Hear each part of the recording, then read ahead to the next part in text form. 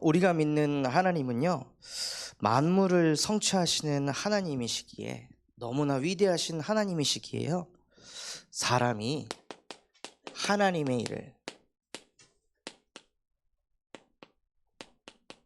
알지 못한다고 말씀하셨습니다. 어떻게 보면 하나님의 일이 어떻게 될지 모르니까 오히려 인간이 행복할 수 있습니다. 하나님께서 어떻게 또 내 인생을 풀어가실지 모르니까 그냥 내 인생이 흘러가는 대로 그냥 믿어버리는 것이 아니라 하나님이 어떻게 일을 풀어가실지 아무도 알지 못한다고 말씀하셨습니다. 그래서 내 인생 또한도 하나님께서 역사하시면은 하나님의 일로, 하나님의 역사로 내 인생이 재창조될 줄 믿습니다. 한 3주 전에 우리 이정민 권사님 센터에 문제를 많이 일으키는 초등학생 남자아이에게 복음을 전했어요. 이 아이가 자기 뜻대로 되지 않으면 막 소리 지르고 화내고 사람 막 깨물고 욕하고 이런 아이였는데, 예수 그리스도를 마음의 주인으로 영접한 그날 이후로 한 3주 동안 아이가 센터에서 화를 안 낸다는 거예요. 짜증을 안 낸다는 거예요. 다 얘는 문제야 했는데요, 그리스도께서 빛으로 역사하시니까 아이가 완전히 재창조돼가지고, 센터장님도 이 교회를 안 다니시는 분이 부모한테 전화해가지고 얘는 교회에서 키워야 됩니다, 얘를 교회로 보내주십시오 하고 막 센터장님이 설득할 정도로 하나님의 일이 어떻게 될지 인간이 알지 못한다는 거예요. 지금 우리 눈에 봤을 때는 형편없고 부족하고 연약하지만 하나님이 역사하시면은 어떤 일이 벌어질지 인간이 알 수 없다고 하셨습니다. 왜냐하면 하나님께서는요, 만사를 성취하시는 하나님이시기 때문입니다. 그 하나님이 바로 창조주이시며 그 하나님이 우리를 모든 죄에서 해방시키신 구원자이시며 그 하나님이 우리에게 여전히 은혜 베푸시고 도우시고 가르치시는 보혜사 성령 하나님이십니다. 그래서 우리는 언제나 이 성삼위 하나님과 함께하는 영적 존재로 저와 여러분을 창조하셨습니다. 그 하나님이 우리와 함께 하시면서요, 무슨 축복을 주셨냐면, 만물을 지으신 하나님께서 어디 다른 곳에 떠돌아 계시는 것이 아니라 내 안에 계신다는 것입니다. 그 하나님의 말씀이 내 안에 임할 때 내게 임한 그 말씀이 교회 안에 뻗어가고, 내게 임한 그 말씀이 내가 있는 현장에 뻗어가게 하셔서 저와 여러분의 존재를 만복의 근원으로 축복하셨습니다. 그게 하나님의 자녀입니다. 그래서 하나님의 자녀가요, 이번 한 주간 하나님을 경외하고 그의 명령들을 지킬지어다.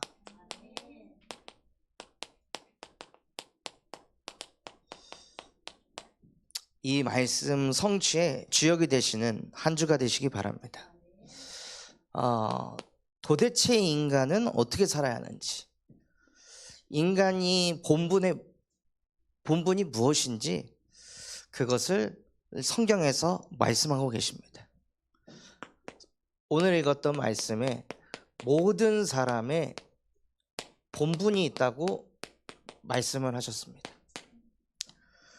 정말 사람이 지켜야 될 본분이 무엇일까요? 그것은 바로 하나님을 경외하는 것입니다. 그리고 하나님께서 우리에게 주신 말씀에 순종하는 것이 모든 사람의 본분입니다. 우리가 왜 그럼 하나님을 경외해야 될까요? 우리가 왜 하나님의 말씀에 순종해야 될까요? 그래야 내 인생이 풀리니까 하나님을 경외하고 하나님 말씀에 순종해야 되는 걸까요? 그게 아니라 우리가 하나님을 경외해야 될 이유가 무엇이냐? 태초에 하나님이 천지를 창조하셨느니라. 또 요한복음 1장 1절에 태초에 말씀이 계시니 말씀이 곧 하나님이라. 그로 말미암아 모든 것이 지어졌고 그가 없이는 된 것이 없느니라. 하나님께서 말씀으로 모든 것을 창조하셨기 때문에 나도 그 안에 속하기 때문에 우리가 하나님을 경외하는 것입니다. 왜 부모를 공경합니까? 부모가 나를 뭐 이걸 주고 저걸 줘서 부모를 공경합니까? 부모님이 나를 창조했기 때문에 부모를 공경하는 것입니다. 성경에도 보면요, 네 부모를 공경하라. 근데 그 사이에 조건이 있습니까? 없습니다. 네 부모가 너에게 밥 해줬으니까, 네 부모가 너에게 용돈을 줬으니까, 그러니 공경해라라는 조건이 없습니다. 왜냐하면 부모가 나를 창조했으니까요. 그것만으로 공경할 이유가 된다는 거예요. 사람이 하나님을 경외할 이유가 무엇이냐? 하나님이 세상을 창조하셨고 그 안에 나 또한도 창조되었기 때문에 사람이 하나님을 경외하는 것입니다. 또 하나님이 말씀으로 세상을 창조하셨기 때문에 모든 흐름은 말씀대로 흘러갑니다. 그래서 인간은 하나님의 말씀에 순종해야 되는 것입니다. 그리고 하나님께서 태초에 천지를 창조하시고 하나님께서 말씀으로 사람을 창조하실 때 하나님이 자기의 형상, 하나님의 형상대로 사람을 창조했다고 말씀하셨습니다. 그래서 인간은 어떤 존재냐? 하나님의 영을 가진 영적인 존재입니다. 그래서 인간은 언제 평안하냐면요, 하나님이 나와 함께 한다고 믿어질 때 평안한 것입니다. 어렸을 때부터 내 영혼 평안해, 내 영혼 평안해 찬양 진짜 많이 했거든요. 근데 저는 그거 부르면서 평안한 적이 한 번도 없었거든요. 그냥 입만 뻥긋뻥긋 내 영혼 평안해지 실제 평안이 뭔지, 평안이라는 단어만 알지만 그거를 실제 누려본 적이 한 번도 없었어요, 제 인생에. 그런데 어느 날 예수 그리스도를 통해 하나님을 만나고 나니까요, 그냥 평안하더라고요. 전에는 평안하려고 발버둥을 쳤는데 하나님이 나와 함께 하시니까 이유 없이 평안한 거예요. 이유 없이 그냥 감사하고 이유 없이 그냥 행복한 거죠. 왜냐하면 제가 하나님을 만났으니까.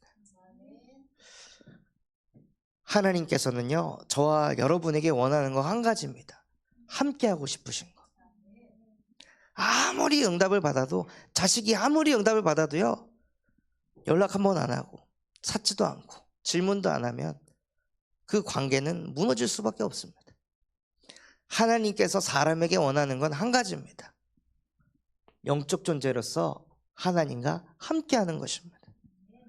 그때 무슨 응답이 오냐면요, 창세기 1장 28절의 응답이 따라옵니다. 정복하고 다스리는 응답이.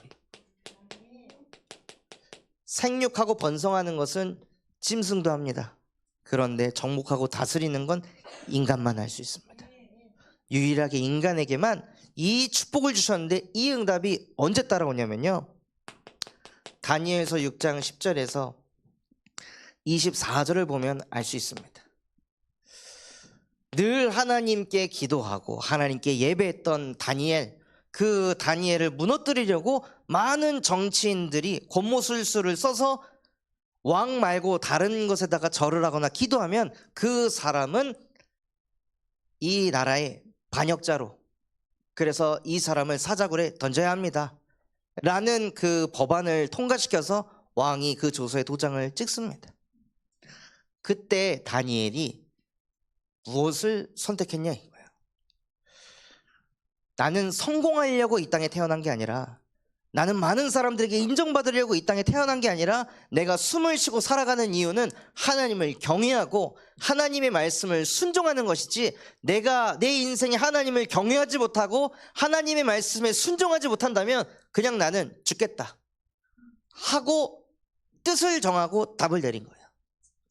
많은 사람들이 예배를 이것과 타협하고 저것과 타협하고, 예배하면 이 사람이 이런 말하고 저런 말 할까봐 남들 눈치 보다가 예배에 오직하지 않았는데 다니엘 한 사람은 하나님을 경외하기로 작정하고 뜻을 정하여서 내 생명을 들여서라도 나는 하나님께 예배하다 죽겠습니다. 뜻을 정하니까요, 하나님이 다니엘과 함께 하셔서 사자를 정복하게 하셨습니다. 사자의 입을 봉하시고 다니엘이 섬기던 그 왕이, 다니엘아, 네가 항상 섬기던 여호와께서 너를 지키셨느냐, 그 불신자가 다스려지는 거예요. 우리는 그냥 매주 하나님 앞에 예배한다고 생각하지만요, 그 예배에 정말 내 생명을 걸고 내 중심을 걸고 마음을 다할 때 하나님께서 우리 주변에 역사하고 있는 모든 저주와 재앙, 흑암 권세를 정복하고 다스려 가신다는 거예요. 우리가 예배하는 이 시간이 바로 그 축복이 임하는 그 시간인 줄 믿습니다. 그래서 하나님께서 이 어마어마한 축복을 저와 여러분에게 주셨는데, 이 축복을 다 놓치고 하나님께 예배하는 것보다, 하나님께 기도하는 것보다 돈 버는 게 중요하고 자식 키우는 게 중요하고 내 문제 해결하는 게 중요한 그 인생에 하나님이 오셨습니다. 왜 하나님이 오셨냐면요, 하나님을 경외할 인간이 하나님의 말씀을 경외하지 않고 순종하지 않고 자기 생각에 딱 잡혀가지고 하나님의 말씀에 불순종하게 되었습니다. 아담과 하와가 불순종한 이유로 로마서 5장 12절, 한 사람의 죄로 말미암아 그 죄로 사망이 들어오게 되고 그 사망이 모든 사람에게 임하였느니라. 아담과 하와 한 사람의 죄로, 그 죄로 인간에게 사망이 들어왔고 그 사망이 들어와서 영적 죽음을 맞이하게 됐고, 그 영혼을 뱀이 아니라 옛뱀, 곧 마귀라고도 하고 사단이라고도 하는 자가 온 천하를 꿰는 자라. 모든 사람들의 생각과 마음을 완전히 사로잡아 가지고요, 인간을 하나님 중심, 말씀 중심이 아닌, 예배 중심이 아닌 완전히 나 중심 되도록 만들어 버린 거예요. 지긋지긋할 정도로 나밖에 모르도록 만들어 버린 거예요. 한 청년이 사건을 일으켜 가지고 합의를 해야 되는데, 또 막 세금이 때려 맞아 가지고 내가 가지고 있는 돈을 정부에 다 빼앗길 것 같으니까 이거를 합의금을 3억을 엄마한테 맡겨놨어요. 그럼 이 합의금을 잘 치러야 아들이 교도소를 가더라도 형량을 줄이고 이렇게 될 거 아니에요. 근데 맡겨놓고 엄마 나 돈 다시 줘, 이거 합의해야 돼 하니까 5천만 원이 사라진 거예요. 도대체 이 돈이 어디 갔냐? 아, 그거 나 대출금 갚는데 썼어. 아들은 지금 인생에 큰 문제를 만나가지고 이 형량을 어떻게 줄이냐 못 줄이냐 이런 상황에 놓여 있는데요, 부모가 나밖에 모르는 거예요. 그래서 그 돈을 가지고 대출금을 갚아버리고, 그러니 완전히 영혼 중심이 아니라 사람이 물질 중심에 딱 사로잡힌 거예요. 그런데 그 흐름이 그 자녀에게도 그대로 내려가 가지고 이분이 사업을 하는데, PC방 사업을 하는데 자기 지역에 어떤 한 공무원이 퇴직금 받아가지고 돈을 다 털어서 옆에다가 PC방 사업을 차린 거예요. 그래서 이분은 14개의 가맹점을 가지고 있어서 자본이 있으니까 1시간에 우리는 500원씩 단가 낮춰 해가지고 단가를 계속 낮추니까 옆에 들어온 PC방 사장님이 사업이 안 되는 거죠. 또 몇 개월 안 하고 망해버렸어요. 그리고 나서 그러니까 왜 나한테 덤벼가지고 이런 생각을 가지고 있었던 거예요. 그러다 어느 날 무슨 소식을 들었냐, 그 사업 망한 사람이 자살한 얘기를 들은 거예요. 그러니까는 그게 그 자살의 영이 이 사람에게도 싹 파고들어서, 내가 이렇게까지 사람을 죽이면서까지 내가 이렇게 악착같이 돈을 벌어야 될까? 내가 그렇게까지 해가지고 성공해서 도대체 나는 무슨 인생을 살려고 하는 것일까? 하고 자살의 영이 싹 들어오니까 이 사람이 그날 목 매달아서 자살 시도를 한 거예요. 다행히 정신을 차려보니까 줄이 끊어져 있어가지고 밑에 누워있는 자기 자신을 발견한 거죠. 그렇게 죽음을 딱 앞에 직면하고 있을 때 자기 이 사업을 같이 하고 있던 그 PC방 각각의 매니저들이 손님들한테 돈 빌려가지고 막 도박하고 이런 내용들이 경찰서에서 전화가 가지고 1억이 넘는 돈을 도박을 했다는 내용을 듣고 이 사람이 흑암행에 사로잡혀서 니 죽고 나 죽자 해가지고 다 불러갖고 다 두드려 팬 거죠. 그리고 나서 한 달에 돈을 1억씩 벌던 사람이요, 정신 차려보니까 구치소에 있는 거예요. 왜 이런 재앙이 오냐 이거예요. 능력이 없어서 자기 개발 못해가지고 절제 못해서 태어나서 처음 사람을 때려봤대요. 근데 내가 왜 그랬는지 모르겠어요. 그리고 나서 인생이 완전히 내리막으로 가가지고 지금 배달하고 있어요. 오토바이 타고 전주에서. 하나님과 함께할 인간이요, 하나님을 경외할 인간이 다른 것 경외하다가 나 물질 성공 중심에 완전히 사로잡히니까요, 뭐가 되냐, 요한복음 10장 10절 도둑이 오는 것은 도둑질하고 죽이고 멸망시키는 것뿐이라. 완전 멸망의 길로 평생을 이 속에서 살아갈 수밖에 없는 인간들에게 요한복음 1장 14절 말씀이 육신이 되어 우리 가운데 거하시매 아버지의 독생자의 영광을 보니 은혜와 진리가 충만하더라. 말씀이 돼서 이 땅에 오신 그분이 누구시냐? 마태복음 1장 21절 아들을 낳으리니 그의 이름을 예수라 하라. 이는 그가 자기의 백성을 그들의 죄에서 구원할 자이심이니라. 그 죄가 어떤 죄이죠? 하나님을 경외하지 않는 죄, 하나님의 말씀에 순종하지 않는 죄, 하나님을 떠난 죄, 나 물질 성공밖에 모르는 그 자범죄 속에 있는 인간을 구원하기 위해서 이 땅에 예수를 보내셨다는 거예요. 그 예수께서 길이 되시고 진리 되시고 생명 되셔서 하나님 떠나 나밖에 모르는 우리에게 길을 내셔서 하나님과 함께하도록 만드셨습니다. 한 사람의 죄로 사망에 들어와서 영적 죽음 상태에 놓여서 늘 보이는 게 중요하게 된 인간들에게 로마서 8장 2절 그리스도 예수 안에 있는 생명의 성령의 법이 늘 물질 중심으로 살아갈 수밖에 없는 죄와 사망의 법에서 우리를 해방하였느니라. 하나님의 아들이 나타나신 것은요, 하나님의 말씀에 순종하지 않고 늘 사단이 내 마음속에 심는 그 욕심에 사로잡혀서 성공 중심으로 살아갈 수밖에 없는 그 일 속에 모든 마귀를 면하시려고 하나님의 아들을 보내셨습니다. 그래서 이 세 가지 일을 통해 예수께서 십자가에서 인간이 하나님 떠나 영원한 지옥 운명 사주팔자 속에서 살아갈 수밖에 없는 그 문제를 십자가에서 끝내버렸다.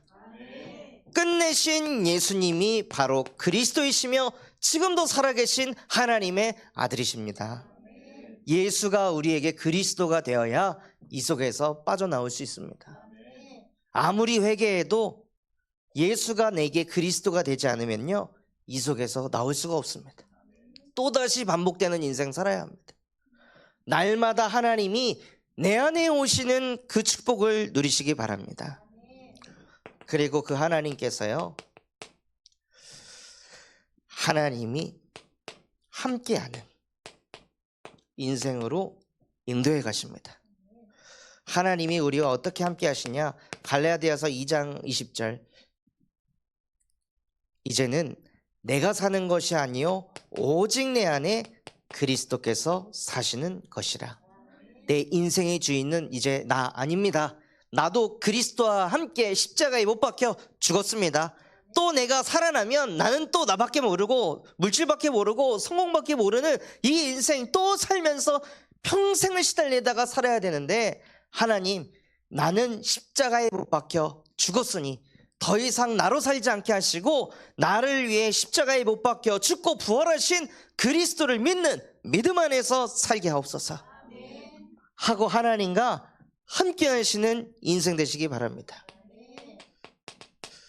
또 하나님이 우리와 어떻게 함께 하시냐? 보혜사 성령께서 우리에게 모든 것을 가르치시고 우리에게 모든 것을 생각나게 하셔서 나의 스승이 되셨습니다. 그래서 뭔가 선택을 할 때요, 하나님의 말씀을 붙잡고 인도받으시기 바랍니다. 또 하나님이 우리와 함께 하실 때 어떻게 함께 하시냐? 로마서 8장 15절에 내가 너희에게 양자의 영을 주었으니 너희는 이제 하나님을 아빠, 아버지라 부를 것이라. 그래서 하나님이 나의 아버지이십니다. 나의 영원한 아버지, 창조주 하나님, 그 하나님이 우리의 아빠이고 우리의 아버지이십니다. 그래서 이분께 내 모든 것을 드리고 이분과 소통하시고 이분과 상담하시고 이분에게 자꾸 기도드려서 그 아버지의 뜻이 나의 뜻이 되도록, 그것이 모든 사람의 본분입니다. 모든 사람의 본분이 있고 또 무슨 본분이 있냐면요, 전도자의 본분이 있습니다.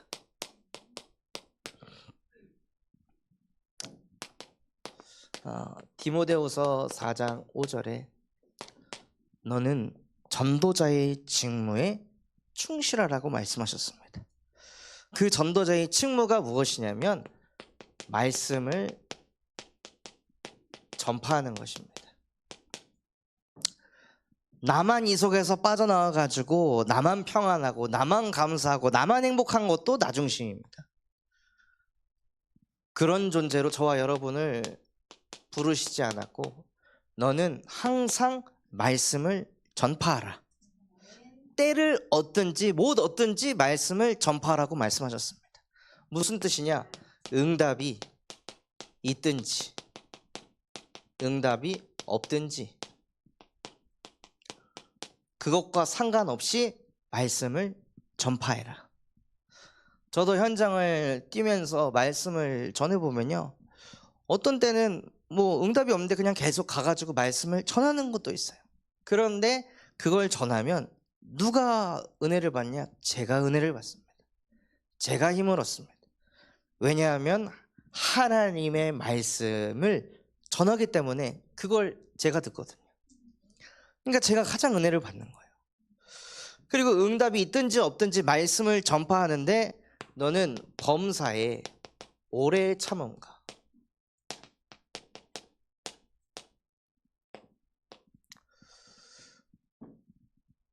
그래서 범사에 오래 참음을 가지고 계속 현장 가가지고 말씀을 전하는 거예요. 교도소 현장에 처음에는 그냥 문서 선교로 시작했던 그 현장, 지금 약 2년 정도 사역을 지속하는데요, 이거를 계속 지속하니까 한 사람에게 그냥 기도 수첩 넣었던 그 사역이 커져가지고 이제는 10여 명의 사람들을 만나가지고 복음을 전하게 되고, 이제는 캠프까지 일으켜서 그 10명에게 각 10명까지 담당하게 해서 다른 100명의 사람들에게 복음을 전하도록 하나님께서 문들을 열어가시는 거예요. 또 교도소 사역을 한다니까 우리 군산시민합창단 이 지휘자분께서 나도 그거에 동참하고 싶다 또 말씀하셔서 그거를 황 권사님이 저기 교도관에게 얘기를 했더니 그러면은 기독교 이 행사로 들어오면 다른 교회에서 방해를 하니까 문화 행사로 만들겠다. 그래서 이거를 할 수 있도록 돕겠다. 우리가 막 제발 해주세요가 아니라 그 사람이 어떻게든 내가 이거 행사 되도록 만들겠다. 갑자기 저희 팀이 되셨어요. 팀이 돼가지고 날짜 정해지면은 전화 주겠다고. 그래서 합창단에서 이 찬양으로 이렇게 문화 캠프를 하면 끝나고 나서 제가 5분 10분 잠깐 복음 메시지 전해가지고 그때 모이면 한 300~400명 정도 모이거든요. 응답이 있든지 없든지 비가 오나 눈이 오나 가가지고 오히려 거기 계신 분이 눈 올 때는 오지 마세요, 위험하니까. 하고 우리를 걱정하시는데 그래도 괜찮습니다. 10분 거리하고 계속 가서 응답이 있든지 없든지 범사에 오래 참음을 가지고 계속 가르치기를 그치지 아니하니까요. 하나님의 일이 뻗어가는 거예요. 그런데 전도자가 이 본분을 놓치면은요. 본분을 놓치면 어떻게 될까요? 디모데후서 4장 3절에 사람들이 바른 교훈을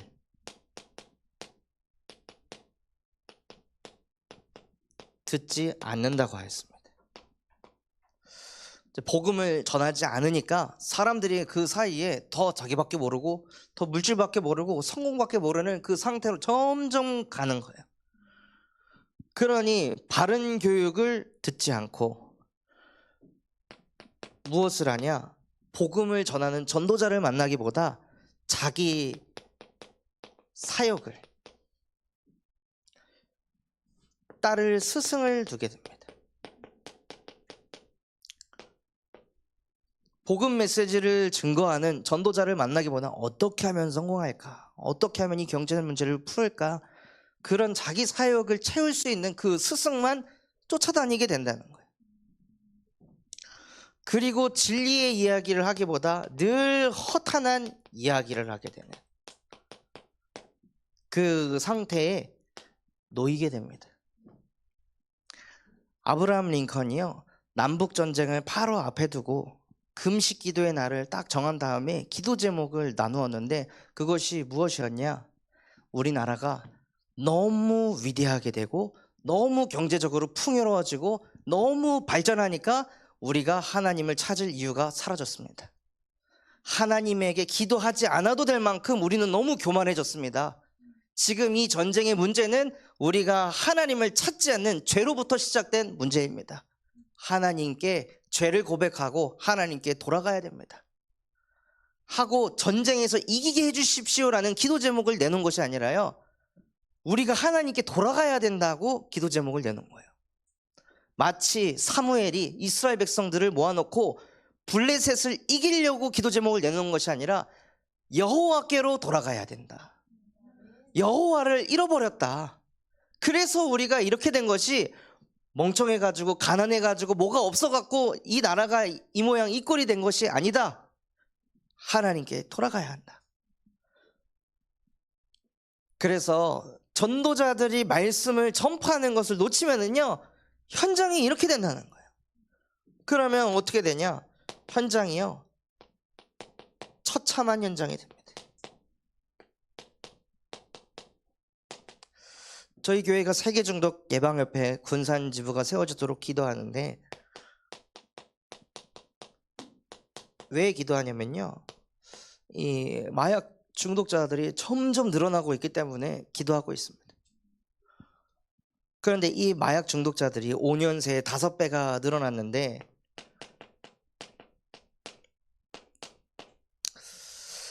야당에 있는 한 정치인은 뭐 마약 합동수사본부 뭐하러 만드냐, 5년 사이에 5배밖에 증거 안 했는데, 이런 이야기를 하고 있어요. 그래서 마약 합동수사본부가 이제 세워지기로 했었는데 이것이 계엄령 이후에 사라져 버렸습니다. 그거에 관련된 예산 삭감됐습니다. 아예 해지. 그러면 우리는 어떻게 해야 될까요? 정치가 안 하면은 그 정치인을 그냥 판단하고 정죄만 하고 있으면 현장은 그냥 또 죽어가는 거잖아요. 5배가 증가했지만 2017년에 마약 밀수를 한 그 물품을 걷어 올리니까 69kg이 나왔습니다. 근데 2021년에는 마약 밀수하다가 걸려서 걷어온 게 1200kg이에요. 그만큼 우리나라의 마약에 대한 수요가 어마어마하게 증가하고 있다는 거예요. 걸린 것만 1200kg인 거지, 안 걸린 거 따지면은 도대체 우리나라에 마약이 얼마나 많이 들어와 있다는 걸까요? 그런데 이것을 그냥 냅두고 방치하다가 어느 날 정신 차려보면 미국처럼 돼 있는 거예요. 유럽처럼 돼 있는 거예요. 왜냐? 그들이 이거에 대해 경각심을 갖지 않았으니까. 아, 그거는 우리 애들은 안 해. 그거는 진짜 비행 청소년이나 하는 거야 라고 생각하는데요. 누가 마약을 하냐? 성정체성 혼란이 있는 아이들이 마약을 많이 해요. 근데 제가 여수에서 사역을 하는데 초등학생 애들 태우고 차량 운행을 하는데 애들이 뭐라고 얘기하냐? 전사님, 저희 반에는요 남자 여자 커플보다 여자 여자 커플이 더 많아요. 여자끼리 더 많이 사귀어요. 걔들 나중에 문제 안 오겠어요? 그 성정체성의 문제가 올 때, 지금 군산 전주 보호관찰소에서도 지금 상담받고 있는 사람이 그 성정체성에 혼란이 있는 사람이 지금 마약을 해가지고 그 상태에 있거든요. 그러니까 애들이 어렸을 때부터 완전히 하나님의 말씀이 기준이 안 돼 있으니까요, 그냥 내가 원하는 대로 모든 걸 하다 보니까 기준이 완전히 무너지고 정신 차려보니까 이게 맞는지 저게 옳은지 헷갈리는 그 상태에 놓여 있는 거예요. 그래서 이 현장을 살리기 위해서 지금부터라도 우리가 기도하면서 정말 이 세계중독 예방협회를 통해 이 중국 현장을 살리도록 계속 기도하셔야 되는 거예요. 그래서 마약에 관련된 뉴스도 보시고 관련된 도서도 읽어보시고, 그래서 먼저 이 현장이 마음에 담겨져야 그 다음에 하나님께서 역사하시는 거죠. 현장이 담겨지지도 않은데 뭘 만들어가지고 하면은 뭐가 되겠냐는 거예요. 또 어디가 처참한 현장이냐면요, 이 다민족 현장. 그냥 우리나라에 있는 아이들도 외모 때문에 또 집안 배경 때문에 막 불평등한 일을 겪는데, 심지어 피부색이 다르고 말투가 다르고 피부에서 나는 냄새도 다른 그 아이들이 이 나라에 들어와서 자꾸 불평등한 일을 겪게 돼요. 그 불평등한 일을 자꾸 겪게 되면 이 아이들에게 뭐가 쌓이냐? 불만이 자꾸 쌓여요. 그리고 나중에 그게 분노로 표출이 됩니다. 미국에서 지금 계속 범죄를 일으키는 많은 사람들이 다민족이거든요. 그래서 우리나라 또한도 어느 지역은 중국인만 살고 저기는 들어가면 안 돼, 이런 문화가 이미 우리나라에도 깔려가고 있잖아요. 그래서 진짜 다민족들, 그 소외되고 방치된 그 영혼들에게 예수 그리스도의 복음을 증거해서 이들이 상처 속에서 사는 것이 아니라 하나님과 함께하면서 평안한 인생을 살도록 다민족을 두고 기도해 주시기 바랍니다. 또 어디가 처참한 현장이냐면요, 후대가요. 후대가 방치되고 있습니다. 부모 또한도 집에 와서 쉬어야 되니까 드라마 봐야 되고 넷플릭스도 봐야 되고 유튜브 봐야 되니까 애들한테도 다 어렸을 때부터 만 1살도 안 된 아기들에게 핸드폰 줘가지고 그거 보게 하고, 밥 먹을 때 애 시끄러우니까 너 이거 보고 있어 하고 뇌를 완전히 다 망가뜨려 놓고, 그리고 나서 이제 초등학생쯤 됐을 때 애들이 집중 못하고 공부 못하면은 애들 또 이잡듯이 잡아대고 패고 욕하고, 도대체 애들이 무슨 잘못을 그렇게 했길래. 여수에서 사역을 하는데요, 어떤 한 분이 저한테 자녀 욕을 그렇게 하시는 거예요. 얘는 뭐 이렇고 뭐 베란다에 뭘 이걸 던져가지고 뭐가 이렇게 떨어졌고 막 이런 욕들을 막 계속 하시더라고요. 욕을 계속 하니까 아들이 와가지고 엄마 내 얘기하지. 네 얘기하는 거야. 네가 하도 말 안 들어가지고, 네가 하도 문제 일으켜가지고 엄마 스트레스 받아서 너 때문에 못 살겠어 하고 막 얘기하고 멈추지 않고 그걸 계속 얘기하는 거야. 왜? 애한테 뭐가 들어갈까요? 애가 말을 안 들으니까 집에 가서 맞고 와요. 그 보면은 뭐 어디 뭐 맞은 흔적이 애한테 다 나타나요. 근데 애도 뭐가 각인되냐? 아, 내 뜻대로 내 맘대로 안 되면 화내고 욕하고 폭력을 쓰면 내 뜻대로 되는구나. 부모가 안 가르쳤는데 걔한테 박히는 거예요. 그러니까는 같이 친구들하고 활동을 하는데 얘가 내 맘대로 안 해. 그럼 그냥 샤프로 애를 찍어버리고 찔러버리고 이런 일들을 일으키는 거예요. 그러면은 그러고 왔다고 애를 또 패고, 애는 도대체 언제 치유가 될 수 있을까요? 그럴 정도로 후대들이 완전히 방치돼 있고, 또 자녀를 안 낳으니까 그 한 자녀 제대로 키워야 되겠다라고 생각해서 그 후대를 구속해서 이것저것 모든 것을 간섭하고 걔 미래까지도 다 모든 것을 세팅해서 그 안에서만 살도록 만들어가지고 애가 아무 생각도 없는 이상한 아이로 자라도록 만들고 있어요.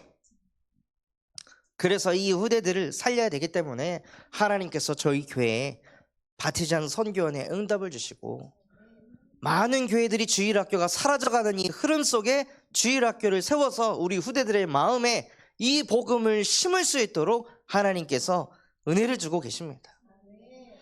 그래서 전도자는 말씀을 전파해서 이 처참한 현장을 살려야 합니다. 이번 주에 하나님을 경외하고 그의 명령을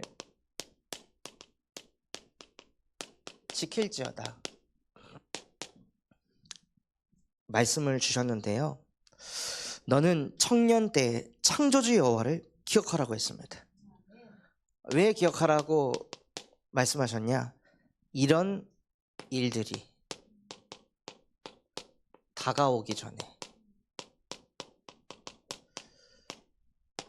창조주 여호와를 기억하고 있지 않으면요, 그것도 그냥 창조주가 아니라 너의 창조주라고 하셨습니다. 나에게 말씀을 주신 창조주, 나를 구원하신 하나님, 내게 가르치고 계신 보혜사 성령, 그분을 기억하라고 하셨는데 그를 기억하지 않으면 공고한 날이 이른다고 말씀하셨어요. 곤고가 무엇이냐면 어렵고 힘든 날, 그리고 아무 낙이 없다고 말하기 전에, 공허함이 찾아오기 전에, 그리고 해와 빛과 달과 별들이 어둡기 전에. 해는 똑같이 있고 달도 똑같이 있고 별들은 똑같이 있는데 그게 어둡대요. 왜 그럴까요? 우울하니까요. 모든 게 어두워 보이고 모든 게 캄캄해 보이는 거예요. 언제요? 너의 창조주를 잊었을 때. 또 3절에서 5절 말씀해 보면요, 집 지키는 자들이 떨고 힘있는 자들이 구부러지고 맷돌질하는 자들이 적음으로 그쳐지고 창들로 내다보는 자가 어두워진다고 하셨습니다.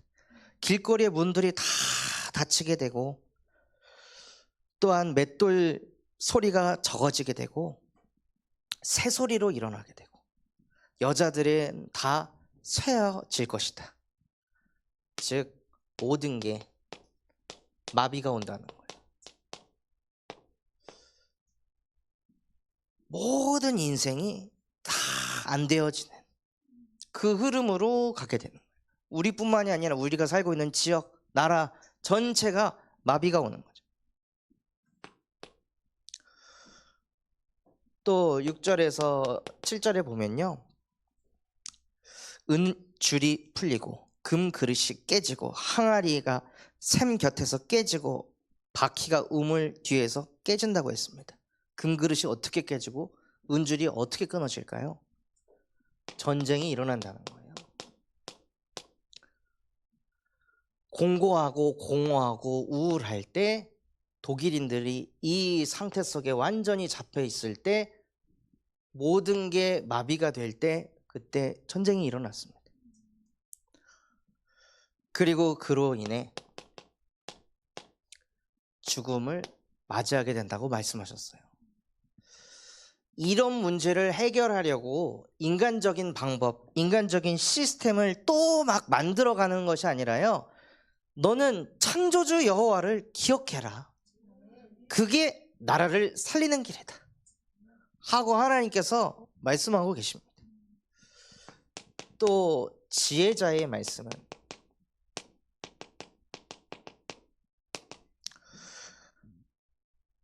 9절에 보면요, 지혜자는 잠언을 많이 지었고, 잠언에서 뭐라고 말씀하셨습니까?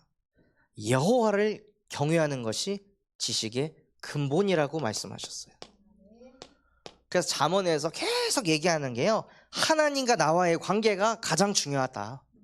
그 하나님과 나와의 관계가 되면 그 다음에 사람과의 관계도 풀려지게 되어 있다. 그런데 이것을 누가 알았으면 좋겠냐는 마음을 가졌냐면요, 잠언을 보면 자라나는 청년들이 정말 하나님과 함께가 되어지고 그 속에서 나오는 힘을 가지고 사람과의 관계를 누려야 된다.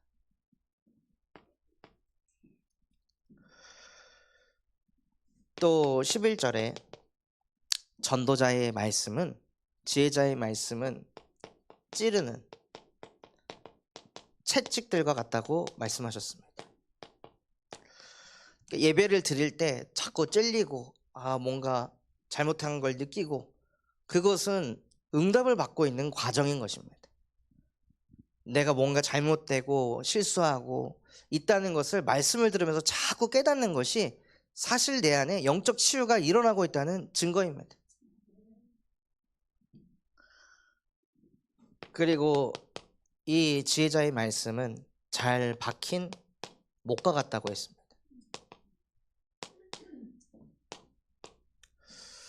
못이 잘 박혀 있으면 거기에 뭘 걸 수가 있잖아요. 지지를 할 수가 있습니다. 그러니 하나님의 말씀이 내 안에 박혀 있으면요, 거기에 내 생각을, 내 마음을 의지할 수도 있고 기댈 수도 있다는 거예요. 이 못이 내 인생을 받쳐주기도 한다는 거예요. 또 12절에는 뭐라고 말씀하셨냐면, 너희는 이것을 경계해라. 바로 많은 책들을 짓는 것은 끝이 없고 많이 공부하는 것은 몸을 피곤하게 하느니라. 많이 공부하는 것을 경계하라고 말씀하셨어요. 공부를 아예 하지 말라는 그 뜻이 아니라 많이 공부해서 내가 하나님이 되는 그걸 조심해라. 많이 공부했기 때문에 내 생각이 다 맞다고 생각하는 그거 조심해라.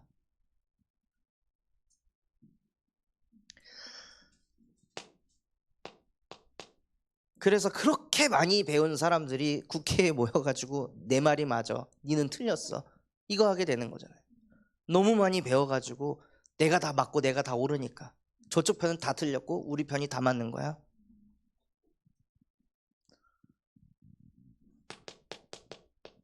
그래서 모든 사람의 본분은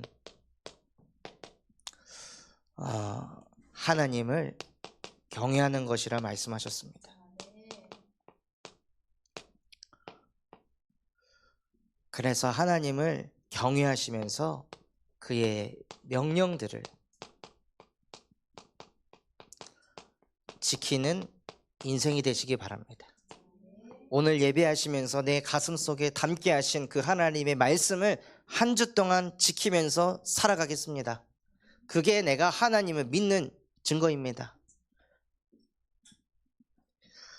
그런데 하나님께서는 우리의 모든 행위와 모든 은밀한 일을 선악간에 뭘 한다고 하셨냐면요, 심판한다고 하셨어요.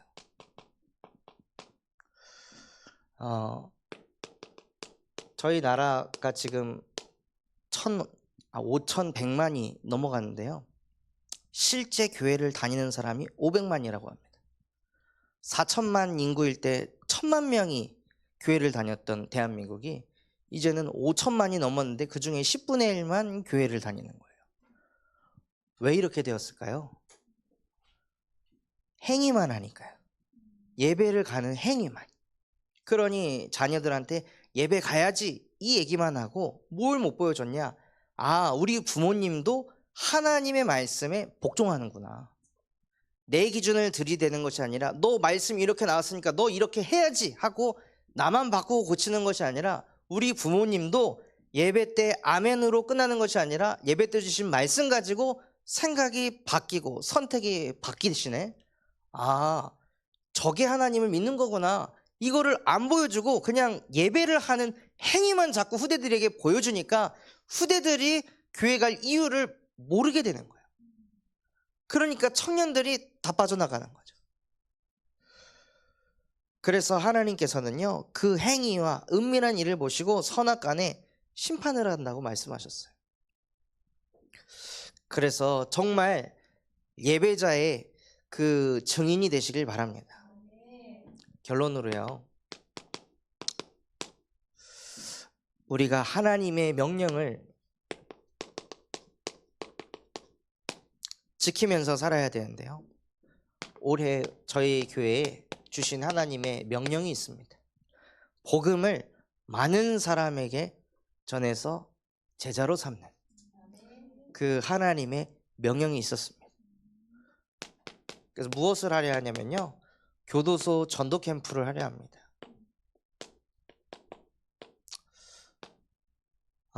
무엇이냐면 저희가 현재 10명의 사람들을 면회를 들어가고 있어요.